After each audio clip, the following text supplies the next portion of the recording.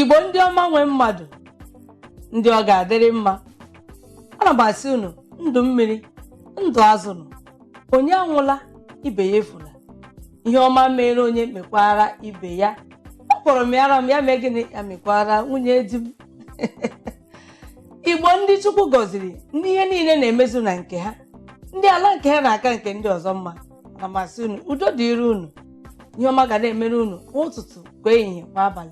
Olise bi n'igwe ga na-agọzi Igbo ebe ọbụla ha na-anọ, ma ojije ma mbata. Onye nwaanyị ga na-edu anyị mmanụ ụbọchị eke, ụbọchị afọ, ụbọchị nkwọ na ụbọchị eke.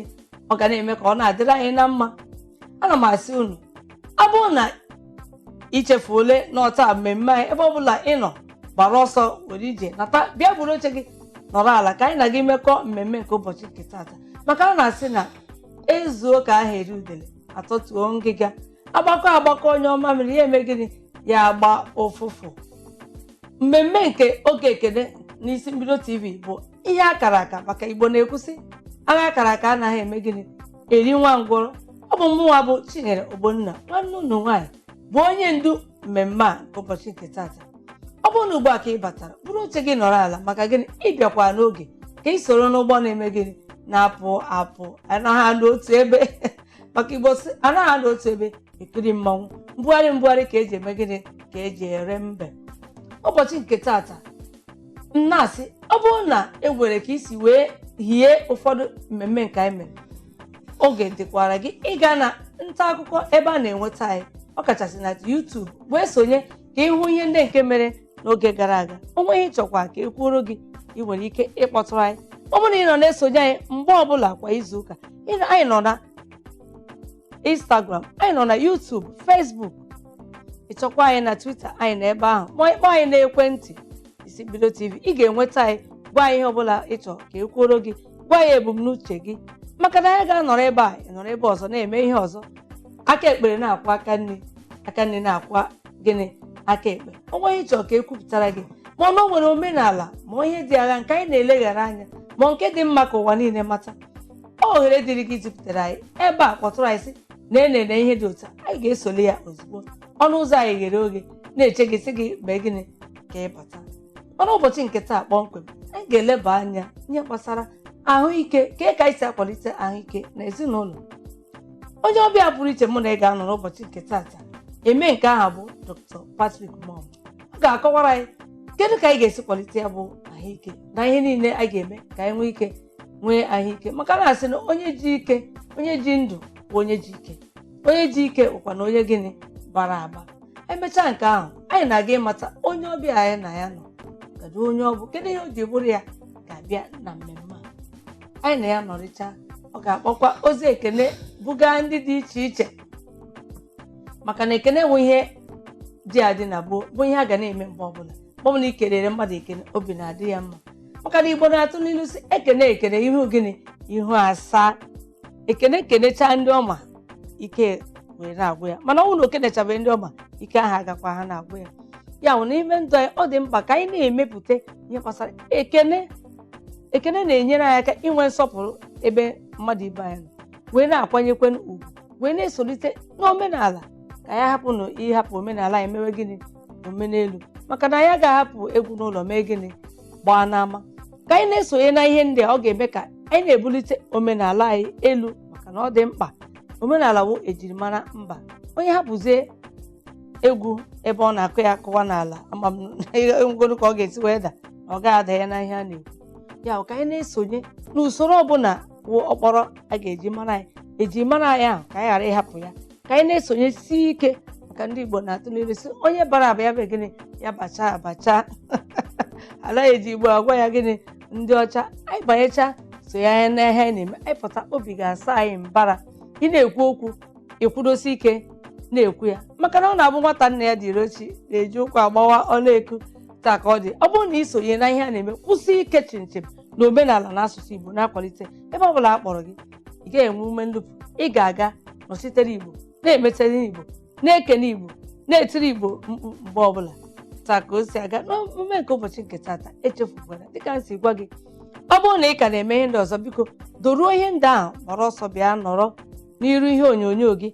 Maka na gịnị ụgbọ ahụ eme gịnị ọpụpụ ka ọ na-eme. Ọ bụrụ na ịbanyezi ị ga-etikwe mmara, mana ọ dịghị mma ka anyị bịa tie mmara ya ahụ bụrụ oche gị nọrọ ala ka a na gị bido ya bụ mmemme. Anyị ga-aga obere ezumike, anyị bata m ga-akpọpụta nwa amadi a mụ na ya ga-ekwu ihe gbasara ahụike ka ọ kọwara anyị. Ntị bụ gịnị? Nka. Ya bụ nọrọ ka ị gere ihe a ga-ekwu ka o wee dịrị gị na mma. Eje n'ebe ọbụla odo ole mgbe ụzọ. Ọ dị mma, ọ bụ na ugbu a ka ị na-abata ma ọ bụ na ugbu a ka ị na-agbanye ihe onyonyo gị, anyị bidogo mmemme oge ekene na isi mbido TV ebe ọ na-akpọtụ. Bụrụ oche gị nọrọ ala ka ị soro anyị maka ihe anyị na-aka itinye ọnụ ugbu a bụ ihe dị ezigbo mkpa n'ime ndụ anyị. Ọ dị mkpa n'ime ezinụlọ anyị, dị mkpa n'obodo anyị, dị mkpa ebe niile anyị na-aga. Maka gịnị? Ahụike. Maka na ezinụlọ ọbụla nwere ahụike ọ dịgoro ha na mma.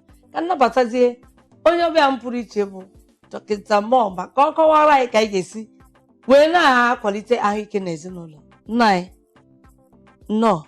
Ndone. Kedu ọha na eze na-ekiri anyị ugbu a? Ana m ekene unu ndị be anyị ebe ọ bụ na onye nọ na ya udo dịrị unu. Afọ m bụ Dr. Patrick Moma nke je mmụta maka acupuncture na Ghana and ji maka ọrụ bubata ọrụ a na Nigeria for the first time. Nwee ihe a na-akpọ tools nke ọ bụ na imepe ya na dịka etu aka gị dị ugbu a, ihe ọbụla ọya dị n'ime ahụ a ga-edetect ya n'ime arụ gị from your palm. But with time ejekwa ebe ahụ wetakwa another one a na-akpọ quantum body analyzer, because that box ọ bụrụ mmadụ ncha ga-ama ife ị na-eme na nge akọwalụ ndị mmadụ bụ ị na-use the box. But the acupuncture one bụ nke dị iche from other medical equipment ndị mmadụ na-use. Ịma before a ga-enweta nke box, o nwere nke a na-akpọ acupuncture n'onwe ya. Nke ahụ bụ tools, ọ na-enwe needle eji na-apọnchicha ndị mmadụ n'ahụ na-ewe chọpụta ọya. Ka esi eji ya wee na-achọpụta ọya dị. O nwee igo isi mmadụ na ebe a na-enye gị nsogbu, o nwee ihe ọ ga-eji wee ọ dị ka pin but ọ ga-adị wee correct ya ihe ọbụla na-enye gị nsogbu and o mere ya onye adị oke. That is the first one ha ebupụta before ga-ebupụtazi nke box a. That box dịkwa mma o, but time and a move with time because technology is there working for everybody. So omesia ebupụtakwa analyzer, jekwa bubata analyzer from Ghana. Nke a bụ ncheki arụ gị, print ya result, kọwalị gị ihe na-eme gị, gwa gị ọgwụ ị ga-use. And because etu ha si wee dị nna like use herbal because of the efficacy. So I can eji matam na Nigeria go so many towns, Lagos, Benin, Port Harcourt, in so many Delta states. But today I cannot too much because of that. Simba, now them can package something guide in the matter on health, because as na health is wealth. Dịka ndị iti na-ekwu na onye mkpa ahụ gịnị wụ ọgaranya. Kedu ihe ndị anyị na-ekwupụta iji na-ele ndị mmadụ, kedu ka ọ ga-esi bara ezinụlọ uru? Maka na ahụike ezinụlọ ọbụla nwe ahụike ma n'obodo niile enwe gịnị nwekwa ahụike. Kedu ka ezinụlọ ga-esi enweta nrite ịkpọkọlata ahụike ha site na ihe ndị ị na-ekwu? Thank you. Nke izi bụ na dịka etu m si eme nke m na-agasị chọọchị dị iche iche nye ha information, ya bụ delu ha akwụkwọ na mma abịa etinye na bulletin announce ya, then enye anyị hall aseti our equipment, so onye ọbụla abịa echek ya arụ ya ebe nsogbu dị agwa ya sị na ebe a ka o nwekwa nsogbu. Then onwekwa another machine na use a na-akpọ detox machine. You see, etu anyị si na-agagharị everyday, ikuku ọjọọ, ikuku ọma a ga-aba n'ime arụ. So, and all dị mkpa ka ị detoxify yourself at least. Sapụ unyi nọ n'ahụ gị 14 times in a year. Ahụ eshie gị ike. Ịghọtago? So, ọ bụzi na-eme ya, na-etake supplement. Because ife na-enye anyị nsogbu bụ, in fact, many places ngago, a na-asị na ndị Nigeria na ha shi ike, na ha dị hard working. But nsogbu anyị nwe bụ na anyị nweghị time izu ike. And nsogbu beze like this, asị na ya nke eme, ibi na-agbagharị, it's not the best. Ịghọtago? Because in fact, first thing, iteta ụra in the morning, ị ga-eme exercise. Ị ga-jog at least 5 minutes. Then ka blood na circulate n'ime room or your parlor or your sitting room. Ị ga-jog at least 5 minutes. Ka blood. Jogging abụrụ na ị ga-awụnye just blood circulate. Most of us bụ na itetara arụ na fear bathroom from there ọrụ. And n'enu traffic dị na Lagos, stress ndị mmadụ na accumulate on daily basis. Chineke na-azọ ndị mmadụ n'obodo Nigeria, most especially Lagos here. Because okay, this morning m chọrọ ije Olodi Apapa 3 hours. Nọ before m ga-erute ebe a. Then ọ bụzị na onye ahụ na-arụ ọrụ na Lagos, ka the time onye ọ ga-eji hapụ biya o finish ọrụ ọ nata before ya nata 10, 11 ọ rahụzi ụra. But ọ bụ na iteta in the morning, exercise the body, blood dey flow. Then after jogging, you take one big glass of water. When ka wee cool onwe gị. Then if you finish that, gị ga saa ahụ. Ọ bụ na onye na-take breakfast before ya apụ, or take a breakfast. Ọ bụkwa onye nara take breakfast, immediately ọ sacha ahụ, jiri akwa pụọ. Then at least between 8 and 9, breakfast. That one is very important. Because ọ bụrụ mmadụ ncha na-eme ya, but all the very, very important. Because ọ bụ na o nwee etu ị ga-anọ period ị ga-anọ, nwere ifili ọsa ibido. Ọsa ibido. So that breakfast also go double biscuit. Chew it.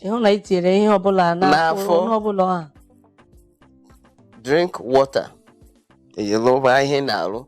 Olukwa efi giga for lunch. But ndị na-asị biko ka nna gị okwu. Ndị na-asị na ha anaghị eri n'ụtụtụ wee ruo ọkụ elekere 2 nke ehihie na afọ ha anaghị emepe n'ụtụtụ. Kedu ihe ha nwere ike ime otu esi kọwa ya ugbu a? Okay, ịma ọnwa ndị na-abụ na enwere appetite iri nri. Agụ enwe ike ịgụ ha n'ụtụtụ. Agụ anaghị because yes. One, ihe na-enye nsogbu bụ the body metabolism is not functioning well. Ebe ahụ ka nsogbu dị because onye nọnụ agụrụ ya ọ dịrọ ọnụ mma. That is why na-asị ndị mmadụ every 6 months ị ga-aga medical check-up. Lele ahụ gị kọ ya ka eme etu ahụ dị. Mara ma onwe ihe na-adịsịrọ mma because one, ihe ị na-eri, ị nwere ike inwere cholesterol, liver fat, then ihe adịchọrọ mma n'ahụ. Then ụfọdụ nọ like this, ọ bụ na 1 year 2 years ọ mabara ọfụbeghị doctor ọbụla ma ọ tetara na ahụ sie ike ọsa ahụ ọpụọ. Then na isi na-awụ ya ọ ga-agoli panadol or paracetamol. That's all. But ị ga-afụ ndị oyibo ndị ọcha na-abịa Nigeria ebe a all for 11 months. Oga leave. Onwere onye akwụsị ya, ọ eje ezu ike. But anyị nwa anaghị ezu ike. Anyị na-arụ 24 hours. Ndị na-agbara ụgwọ ya na Gbam. ahụ na-agbabịa. Because Chinefo arụ na-echenji na-agbada. And ebe arụ na-agbada nke nwere ihe ị ga-eri ị ga-eji wee mee ka ahụ dị gị mma. No, iri eba in the morning, afternoon eba, in evening eba. But when mistake I na-eme asị na diet dị expensive. It's not expensive. You see, you get choice of food. Like me now, in the morning, I take a breakfast. After my breakfast, cup of tea. Can get dilute. And when honey, special honey they use. I'm gonna take my breakfast. I take rum tea. Because that tea. Oh my God. And they told me say my tea now different from others. But then they take my tea, ginger. Cut to a slice that ginger. Tea inside that tea. And chew it like it. And all the make my BP they down. Wanna move off man. So because him now one day by because onye kpata ego ọ dị mma. But ịkpata ego iri ego gị. Na ihe ga-eme ka ahụ. Maka na mgbe ụfọdụ anyị na-eche ma ibu anụ ọkụkọ juru ebe a na-ata na-elo nke a na-elo nke ọzọ wụ na anyị na-eriju afọ. Ya ka ihe ị ga-agwa anyị ka anyị kpachara anya dịka anyị si eri nri ka anyị nwee ahụike. Biko gwa anyị ọha na eze na-ekiri anyị otu isi etoche ya ịdọ aka na ntị isi na ka anyị ga-esi rie ihe na ihe anyị ga-eri ka ahụ sie anyị ike. Ihe a gbasara ife ori depend on your choice. In the morning, a guy iri nni bụ nni asụlasụ nni ji or garri or semo or the chima. So you take a light food. Okay. In the afternoon, get a heavy food. Then in the night, light food. Inwe nsogbu. Because in easy, I control your weight.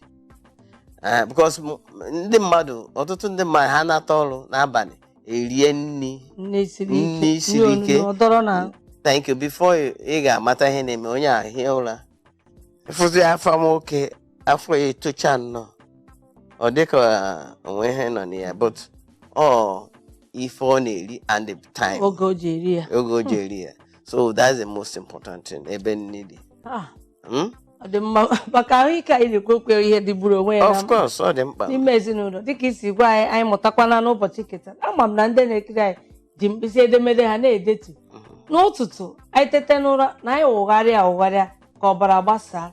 Anyị rie ihe ndị dị pecha dizie nnukwu nri olulo maka ndị na-achọwa ihe olulo dịka m n'ehihie orukwe na uhuruchi anyị rie ihe dị mfe ka anyị ghara ibu ihe a buru okpomkpo ihe dịka ụtara a na-elo rahụ ụra ọ na-eme anyị oke ibu na-eme anyị ihe dị iche iche ka anyị na-egere ihe ndị a anyị na-etinye na mmemme ọ ka ahụ onye ọbụla nwere ahụike enwetazikwa ihe niile nke a na-achọ ka anyị soro usoro ma ka anyị si eri ma ka anyị si ahazi ka anyị nwee ahụike na ezinụlọ anyị dịka anyị si bụ nne na nna zie ya esota akụziere ụmụ anyị. Ọ dị mma ọ bụrụ na ugbu a ka ị na-abata ịnọnyere anyị nọkwa na mmemme oge ekene nọ n'isi mbido telivishọn. M na-asị gị mgbe ọbụla onye ji tetekwa ọ bụ gịnị ụtụtụ ya bụrụkwa oche gị nọrọ ala ka ị gere ebe isi nweta ka ị gere gawazie emezie ịchọpụtacha ihe ndị nke anyị bugoro ụzọ kwuo ka anyị kwuo na maka ahụike kwụsie ya ike mana ịba na nta akụkọ anyị ị ga-esonye were ndị ahụ ị na-esote n'ofu aka ahụ. Ugbu a ka anyị ga-amata kedu onye nwe onye ọbịa ahụ anyị na-anọ n'ụbọchị nke taata n'oge mmemme a. Mepee ntị gị mepee anya gị ka ị nụ ma mara onye ọwụ ọrụ ole na omume. Nna anyị biko kọwara anyị onye bụ aha gị na onye ebee ka ị bụ. Thank you very much. Afọ m bụ Patrick Okafọ Moma. Onye Ubulukwu ka m bụ. Ubulu kedu ebe ọ nọ? Kedu mpaghara? Anyocha South Delta State. Maka na oge m fụrụ akwa agbago m na ihe gbasara Anyocha abatago n'isi mbido. Maka na anụ niile dị anụ olu gịnị nsogbu Yes. ofu olu ka anyị na gịnị Yes. ekwu Buluku. kọrọ ihe gbasara gị Buluku dị between Ogwashukwu and Umunede. So, ebe ahụ ka m si. And ebe a ka a mụrụ m. And ebe a ka m gara akwụkwọ. So, finish here my primary school. Then move to Onitsha. mana biko tupu ị gawa njem a na-aga m ga-achọgodo ka ị kenegoro ndị niile na-ekiri igbo a n'asụsụ ahụ ndị ubulukwu ga-ekene maka na ndị ubulukwu ndị adọcha na ugbu ahụ akwa ga na-eche ka ihe a bụzikwa ndị ọkpa ka ndị ọkpa kenekere ha kene ha n'asụsụ Okay, ndị be anyị na-asụ unu ojogwu ọnya ogene ojunwa ekele ndị be anyị so nke onye na-eri ya werizie because nọ ka egwu si efulu mmadụ eje ilo ịma na anyị nwe culture onye kpata nji nọdụfụ etu asị wee nọta though Oboloku migrated from Ozoboro.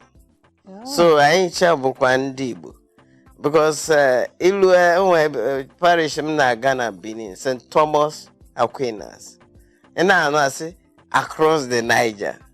I laugh because he be before the Niger or after the Niger, only Igbo Kiebo. I ain't and that is my joy. And bụrụ onye Igbo ọ na ojuru m afọ because chọ ndị isi ike n'obodo a ndị na-arụ ọrụ ndị na-akpata ego ndị Igbo because enye m unu oji na-eme because ebe ị ga nwere obe ị ga-aga n'ụwa ifuru onye Igbo ebe a ọsọgodo anyị tụ ebe ahụ dị na development adịrọ Igbo emepe ebe ahụ mbanụ ejere m Ghana pụta nwụ ebe ha na-anọ na Ghana na-ele nri nwee shop ndị Igbo ị na-ịchọ ọkazi ọ dị ebe a ife ọbụla ịchọ ọ dị ebe a so what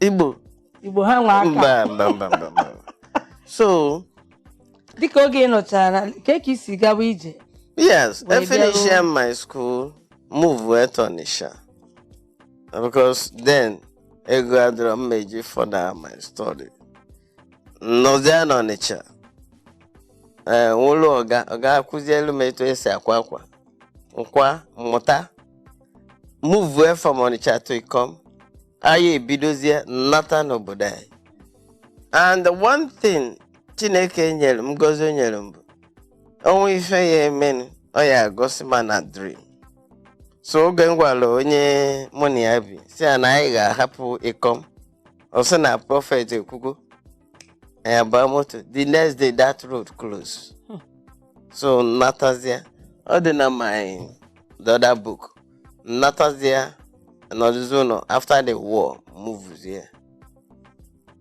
bịazia ga Sapele from Sapele to Lagos bịazia Lagos lụọ journeyman small banye na one company in Ilupeju sizi ebe agwụba akwụkwọ practical management communication and storekeeping combined 3 subjects together with Adamastor College UK.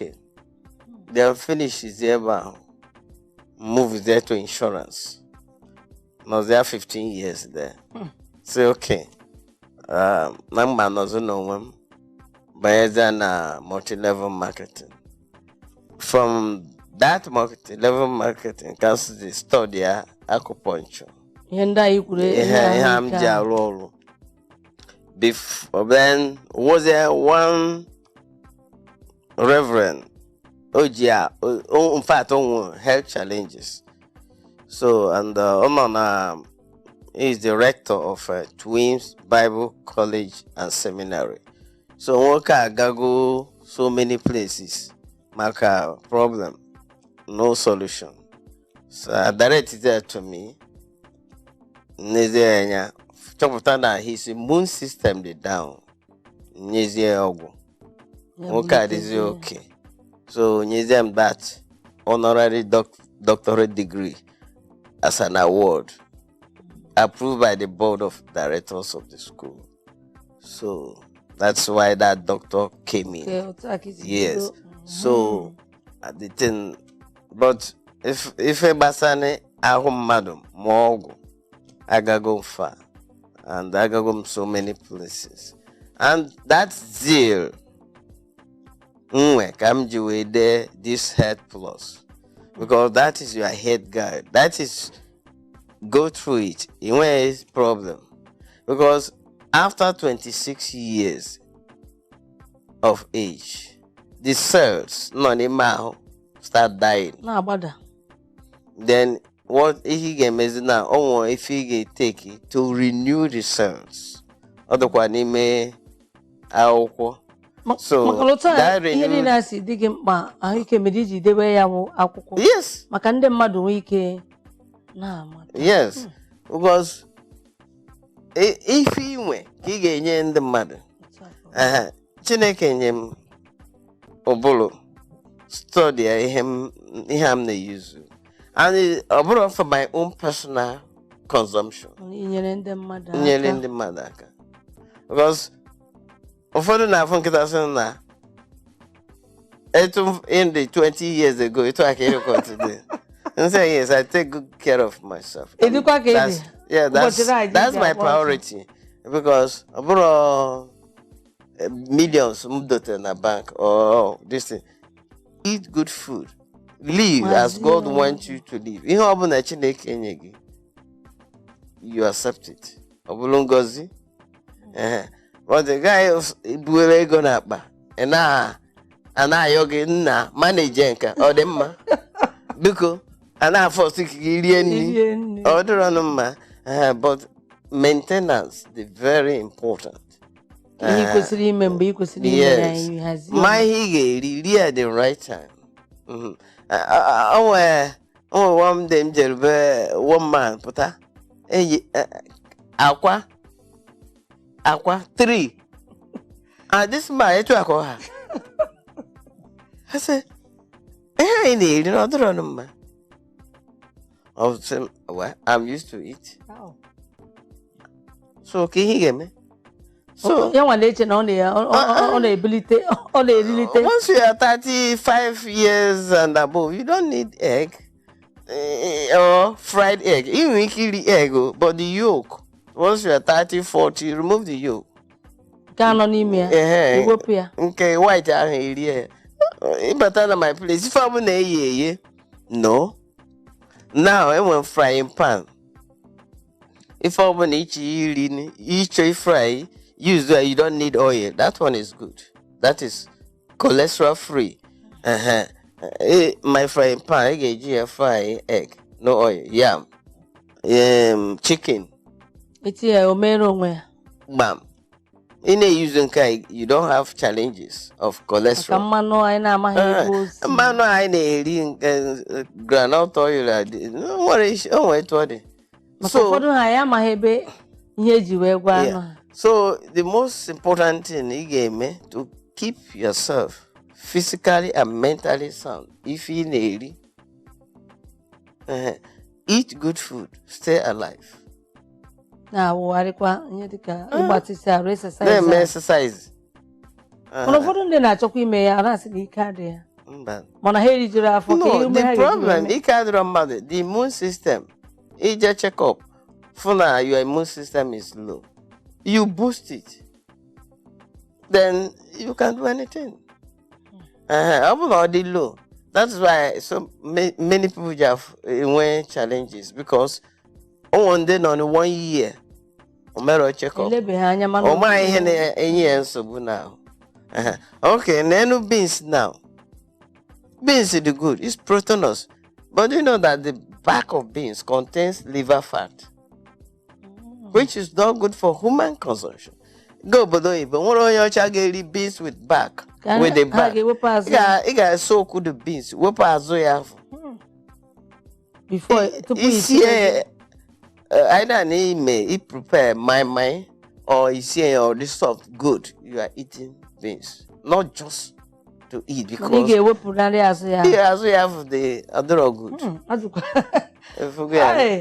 Onye na-anọ n'ụbọchị nke taata nnukwu ihe eme gịnị akwago ya n'ụbọchị nke taata amụtakwa m ọtụtụ ihe m ga-eti ba anya ma m ruo be m gị nwa na ebe a na-ekiri mụta ka ihe ị ga-eme ị ga-etinyekwa ihe mụta gịnị n'ọrụ ụlọ ka o si ada ihe niile nke a na-agwa ya ụkwa gịnị ihe dị mma maka na a na-asị ụkpala okpoko buru gịnị ntị chiri ya ka anyị ga obere ezumike ọ bụ na anyị bata anyị ga-awa izi kpọmkwem n'ozi ekene ụnụ ejekwara ọ dị mma ọ bụrụ ugbu a ka ị na-abatakwa ịnọnyere anyị ngwa ụgbọ anyị akwago gịnị kwarapụ ọ na-akụzi kwarapụ maka na anyị bịala n'ala ite n'ala ya maka na anyị agbana ya bụ ọsọ gbado ya n'isi na mbụ anyị bidoro kwuo maka ahụike ke ka anyị ga-esi akwalite ahụike kedu ihe ndị anyị ga-eme ka anyị wee na-enwe ahụike nwanne anyị nwoke bụ Dr. Patrick Moma gbariri ihe niile gbasara ahụike na ihe ndị anyị ga-eme kwukwe ihe niile ọ gwara anyị ka anyị wee na-eme gịnị na-adị ike gwa anyị ka anyị ga-esi mee ka o wee dịrị anyị na mma gwakwa anyị n'akwụkwọ nke o depụtara maka ahụike na ihe nọ n'elu ya nke ndị iti na-akpọ Health Plus maka na onye ọbụla chọrọ ya biko ịkpọtụrụ anyị n'isi mbido TV anyị ga-agwa gị ka esi nweta ya bụ akwụkwọ o juru eju bara abara ọ dị mkpa dịsi ike maka na na-asị ụkpala okpoko gburu gịnị ntị chiri ya a nakwa ahapụ ebe a na-echi eze ga ebe a na-arụ agwụ biko ka anyị gbalịa bido ugbu a leba arụ anyị anya ka anyị nwee ike nwe arụ ike maka na gịnị onye ọbụla dị ike o nwekwara ihe niile ọ bara ọgaranya mana onye n'otu ebe a na-agbaghe ya ọnụ na-awụnye ya milk na-agbanye ya ọnụ na-eti ya nri kwezienụ m ka ọ ga-esi dị mana anyị kpata akụ ka anyị dị ike rie ya biko ka anyị gbalịa leba anya na ihe arụ ike a anyị kwuru n'ụbọchị nke taata o ruola n'oge ekene nwanne anyị nwoke n'ebe a o zipụtara ọtụtụ ndị ọsị ka ebunye ha ọkpa ekele ndị a na-emekwara ofu ihe ma ọ bụ ihe abụọ a na-asịkwa gị ebe ọ bụla ị nọ na-achọkwa ka akpọpụta gị ozi ekene eche na-eche gbata ọsọ kpọta ma butesi aha ndị a anyị ga-akpọpụtara gị kekwa ihe anyị na-eme ebe a ozi ọbụla iziri anyị n'isi mbido TV orugo eluigwe aka ọ kachasị n'oge ekene dịka nwanne anyị nwoke si ka anyị kene ọnaeze ndị dị otu a ka anyị na-akpọpụta aha ha ugbu a ọ sị nye ekene n'ebe Mr. Bayo Fatusi, Engineer Chuks Nzeyi, Engineer Albert Vincent, Mr. Ikechukwu Iwu, Engineer Bayo John Ajumobi, Maazị Ahụike Nwosu, Mr. Basi Osage, Dr. Uche Okereke.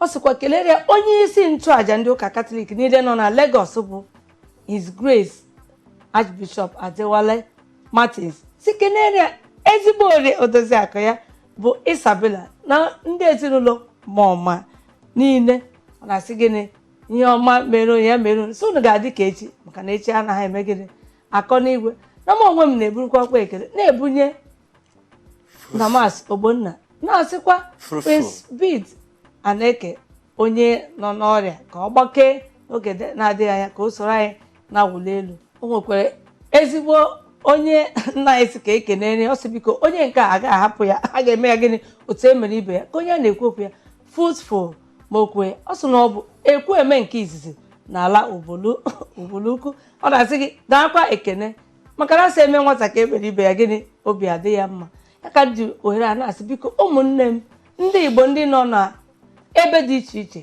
ndị nọ n'ofesi ebe ọbụla ị na-anọ ị nọ n'ala Igbo ị nọ na Lagos ebe ọbụla ị nọ isi mbido TV ozuru ụwa ebe ọbụla itinye StarTimes ị ga na-enweta bute ozi ekene gị kpọsịa ndị chọọ ka ekenere gị maka asị ekene gịnị ihu asaa ka ekenere gị ekene ọ bụ ọrụ na oke dịra ebe a imejupụta ihe ndị aha gịnị ịsa emere gị a na-alụ ofu ebe na-ekiri mmanwụ chetakwa na mbugharị ka eji eme gịnị eji ere mbe ị ga-anọ n'ebe a ndị chọrọ ikene gị na-ele ha n'anya kpọrọ anyị ka anyị rụọ ọgwụ ihe n'ebe a na-eme ịgbasa gịnị ozi n'ikuku nke ọbụla ị gwara anyị si otu a fee ya ha wụrụ ya bụ ekele maka na asị ekene onye ọgba ya megịrị ya agwụta ọzọ bute ozi ekene gị n'otu ọbụla isi chọọ ya bịa kwado anyị n'ụzọ abụ n'ụzọ ị na-emepe ụlọ ị na-eme ịlụ nwaanyị ị na-agba ọfala ị na-echi echichi ị na-eme ihe ọbụla ị na-ekupụta nwa ma ọ bụ gbamakwụkwọ ihe ọbụla bụrụ ihe ị na-eme bụ ọgbakọ biko kpọtụrụ anyị n'isi mbido TV ebe ọbụla ị na-eme ya